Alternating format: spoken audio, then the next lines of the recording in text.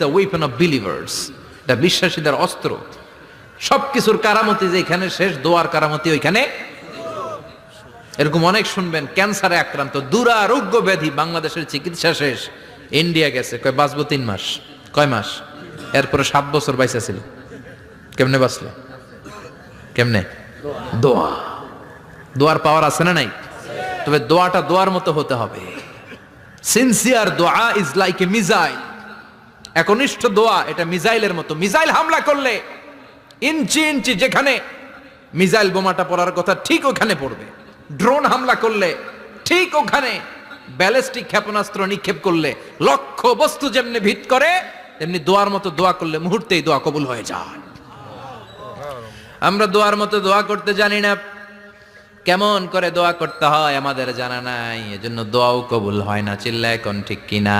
কিন্তু আল্লাহ ওয়াদা দিয়েছেন,